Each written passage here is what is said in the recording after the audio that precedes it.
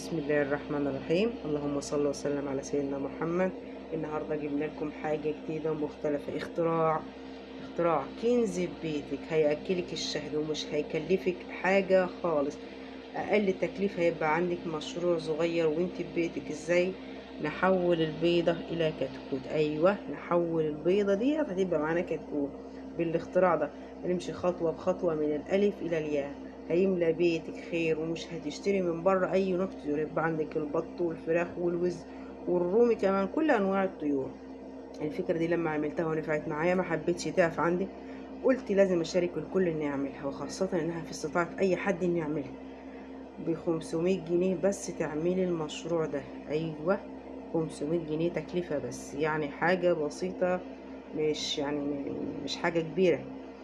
وانت بنفسك اللي هتعمليه، مش هتعوزي اي حد انه يعمله لي بالصندوق ده.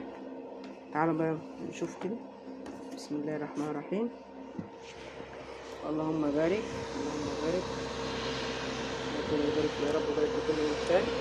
دول 2 لمبات، ودي لمبة 40 واط، ودي لمبة، دي لمبة. عندنا هنا مراوح كمبيوتر عادية خالص. وده حوض المية اللي هو بيعمل الرطوبة عشان البيض ده.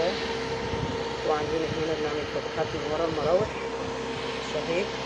وعندنا هنا فتحات زفير. تمام. وده سلاكة انا النجار عاملها لي. وده بيض اهوت ما شاء الله، بالرز اهوت، شايفينه معايا. وده بيض بط ما شاء الله، اللهم بارك اللهم بارك. وعندنا هنا ده الترموستات.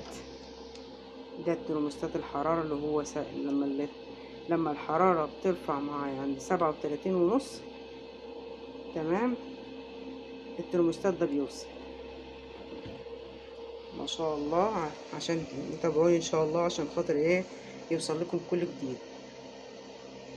اللي عايز الفيديو هننزله ان شاء الله، طريقة عمل الفقاسة ديت خطوة بخطوة. بسم الله ما شاء الله.